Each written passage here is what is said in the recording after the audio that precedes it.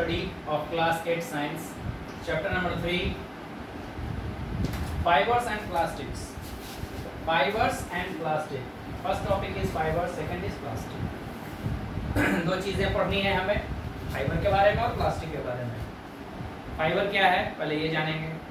तो हम लोग जो आज कल यूज़ करते हैं, कपड़े जो पहनते हैं वह फाइबर से बनता है. फाइबर से फैब्रिक और तब जाकर उस फैब्रिक से कई तरह से कई डिज़ाइन से कपड़े बनते हैं.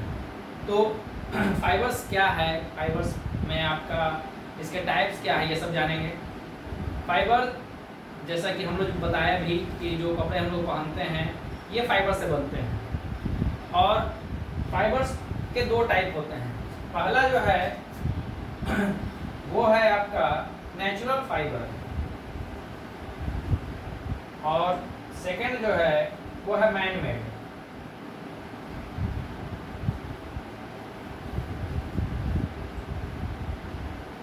Natural and man made. Natural fibre कहाँ से प्राप्त होता है? नेचुरल फाइबर हमें पेड़ पौधों से प्राप्त होता है. कॉटन प्लांट होते हैं, जूट प्लांट होते हैं, उनसे हमें मिलता है. दूसरा बात कि नेचुरल फाइबर हमें एनिमल से भी प्राप्त होता है, जैसे ऊन की हम लोग जो है उपयोगिता भली भांति समझते हैं. ठंड के दिनों में ऊनी कपड़े पहनते हैं. और इसमें एक और है सिल्क वर्म. सिल्क वर्म जो होता है उससे हम लोग सिल्क प्राप्त करते हैं. तो सिल्क, जूट, लिनेन और आपका ऊन जो हो गया, कॉटन हो गया, ये सारे जो हैं हमारे नेचुरल फाइबर में आते हैं. सेकंड में है आपका man made fibre. Man made fibre क्या है? तो मैन मेड फाइबर वह है जो हम लोग आर्टिफिशियली उसको बनाते हैं. हम लोग क्या क्या बनाते हैं? तो पॉलिस्टर, रेयॉन, नायलॉन, इन सब चीज़ों का हम लोग निर्माण करते हैं.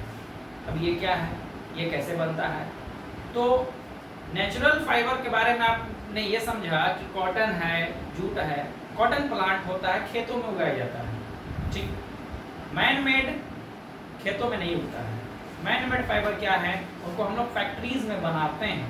उसको केमिकल्स के द्वारा उसमें कुछ हम लोग लिविंग ऑर्गेनिज्म से प्राप्त होने वाले चीज़ों का उपयोग करते हैं. उसके बाद फिर हम लोग केमिकली जो है आर्टिफिशियल तौर पर जो कपड़ा का निर्माण किए, जो आपने फैब्रिक का निर्माण किया, वो हो जाता है मैन मेड फाइबर. जैसे पॉलिस्टर. पॉलिस्टर क्या है? पॉलिस्टर आप कपड़ा को देखे होंगे, एक ऐसा कपड़ा जिसको छूने से वो चिकनापन तो उसमें होती है, चिकनापन टाइप का होगा. कुछ ऐसे पॉलिस्टर होते हैं जिसमें हल्का रुखरापन भी होता है. लेकिन ज़्यादातर पॉलिस्टर कपड़े जो होते हैं वो भड़कीले और चमकीले दिखाई देते हैं, वो बहुत ही ज़्यादा आकर्षक लगते हैं. लेकिन ये नुकसानदेह भी होते हैं. जैसे गर्मियों के दिनों में अगर हम पॉलिस्टर कपड़े पहनेंगे तो क्या होगा, उस पर जब सनलाइट आएगा, जब सनलाइट फॉल करेगा, जब सनलाइट गिरेगा तो वो हीट एब्जॉर्बेंट हो जाते हैं. वो हीट को क्या करता है? एब्जॉर्ब कर लेता है. और एब्जॉर्ब करने के बाद वो क्या करता है? रिफ्लेक्शन नहीं करता है. यानी कि हम उस हीट को रिफ्लेक्ट ना करता है, बल्कि उसको अपने शरीर में जो है, हमारा जो शरीर है उसमें वो उसकी गर्मी जो होती है वो मिलने लग जाती है. और जिससे बहुत ही ज़्यादा मात्रा में हमें गर्मी लगती है और पसीने चलते हैं. इसलिए इसको हीट एब्जॉर्बेंट कहा गया. लेकिन हीट एब्जॉर्ब करके हीट को रिफ्लेक्ट जो कर देता है वो कॉटन चीज़ है. हीट एब्जॉर्ब किया और रिफ्लेक्ट कहाँ कर दिया? तो बाहरी इन्वायरमेंट में, ना कि हमारे शरीर के पास, हमारे कपड़ों के अंदर शरीर में.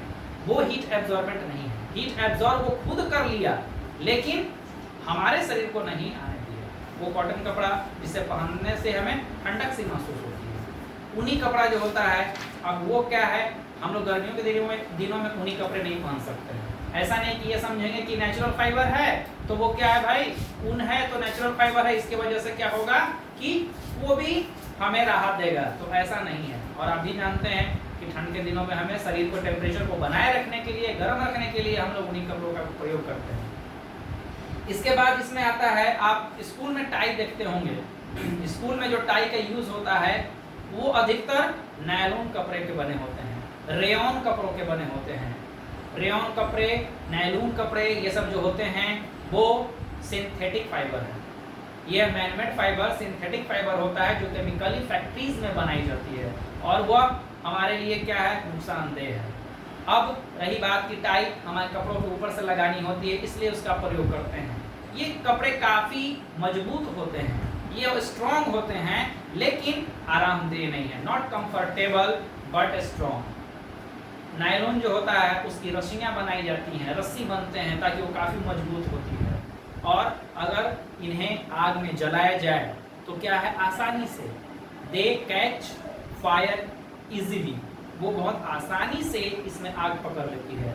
कॉटन कपड़ा जो होता है, कॉटन जो चीज़ें होती हैं वह आसानी से इसमें आग नहीं पकड़ता है, वो हमारे लिए कंफर्टेबल होते हैं। इसके बाद आप सेकेंड ऑप्शन में देखेंगे यहाँ प्लास्टिक है।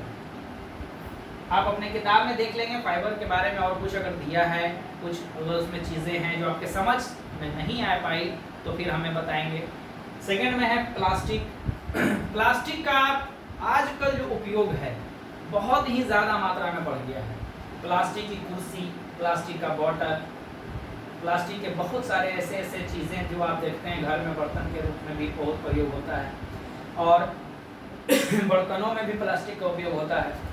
तो ये चीज़ें क्या है, प्लास्टिक का निर्मित होना, प्लास्टिक से बनी वस्तुएं काफ़ी मात्रा में है और उनका हम लोग उपयोग करते हैं। प्लास्टिक हल्की होती है, ड्यूरेबल होती है, इसीलिए इसका उपयोग बढ़ गया है। मोटर व्हीकल्स में यहाँ तक कि आप बड़े बड़े जो ऑटोमोबाइल्स कंपनियां हैं वो भी आयरन को हटाकर, लोहे की चीज़ों को हटाकर फाइबर, प्लास्टिक, इन सब चीज़ों का उपयोग कर रही है। हाँ, वो प्लास्टिक ड्यूरेबल होनी चाहिए, मजबूत होनी चाहिए। प्लास्टिक भी आपका जो है वो कई तरह का होता है और उसका उपयोग अलग अलग तरह से होता है।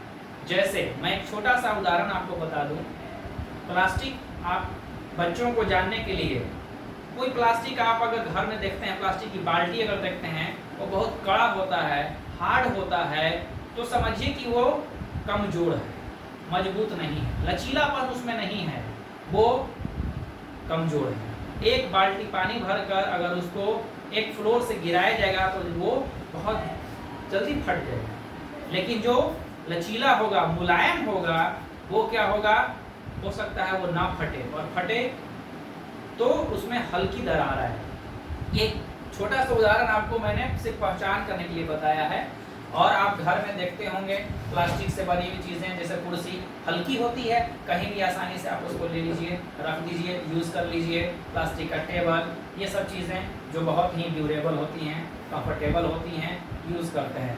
प्लास्टिक से बहुत सारी चीज़ बनती है, आप देखे होंगे प्लास्टिक सीट होती है।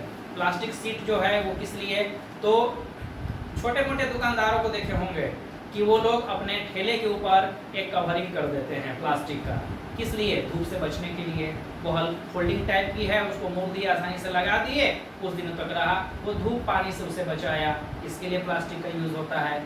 आप लोग सब्जी लाने जाते हैं, सब्जी वाले को देखते हैं कि वो एक तरह का आपको प्लास्टिक में सब्जी दे देता है, तो वो प्लास्टिक बैग होती है जो कैरी बैग के नाम से हम जानते हैं, उसमें यूज़ होता है। इसमें क्वालिटी होती है अलग अलग, बहुत सारे प्लास्टिक्स को बैन किया गया है हमारे देश में, हमारे स्टेट में भी बैन है प्लास्टिक, फिर भी यूज़ करते हैं हम लोग। तो वो अलग अलग क्वालिटीज़ के साथ साथ वो अलग अलग चीज़ें होती हैं जो कि आपको वो आसान बनाती हैं। तो प्लास्टिक का यूज़ हम लोग इतना जानते हैं, इतना ज़्यादा करते हैं। और प्लास्टिक के बारे में ये जान लीजिए कि ये बहुत ही खतरनाक चीज़ है। खतरनाक चीज़ कैसे है, हमारे इन्वायरमेंट के लिए खतरनाक है। क्यों, ये जब जलते हैं, इनको जब बर्न किया जाता है, जब जलाया जाता है, तो इसमें से बहुत विषैले धुएं निकलते हैं, बहुत ही ख़राब गंध होती है इसके अंदर, और वह गंध हमारे इस इन्वायरमेंट को पॉल्यूट करती है, जो हमारे लिए एक पॉल्यूशन का ये कारक बन जाते हैं। यानी कि ये प्लास्टिक हमारे इन्वायरमेंट को क्लीन रखने में मदद नहीं करते हैं। पॉलीथीन आप देखते होंगे बहुत सारे लोग फेंक देते हैं, और फेंक देते हैं, मिट्टी को प्रदूषित करते हैं, इससे सॉइल पोल्यूशन हो जाता है। तो इन द वे दो चीज़ें आती हैं कि आपके लिए सफिशिएंट हैं, आरामदेह हैं, कारगर हैं, काम के लिए बहुत अच्छी है, लेकिन दूसरे वे में हम क्या देखते हैं कि ये हमारे इन्वायरमेंट को भी पॉल्यूट करते हैं। तो आप प्लास्टिक का यूज़ करेंगे, लेकिन किस तरह के प्लास्टिक का यूज़ करेंगे जो कि बेहतर हो, और उसमें से क्या होता है कि वह पॉल्यूशन भी कम करते हैं। तो फाइबर एंड प्लास्टिक ये दो चीज़ें था, ये दो टॉपिक थी जो मैंने आपको बताया। आप अपने बुक्स को अच्छे से रीडिंग देकर अच्छे से पढ़ेंगे, सेंटेंस वाइज पढ़ेंगे, और कुछ भी अगर उसमें कोई प्रॉब्लम होगा या कुछ छूट गया होगा तो उसे हमें इन्फॉर्म करेंगे, तो उसके बारे में मैं फिर आपको बता दूंगा। Thank you very much.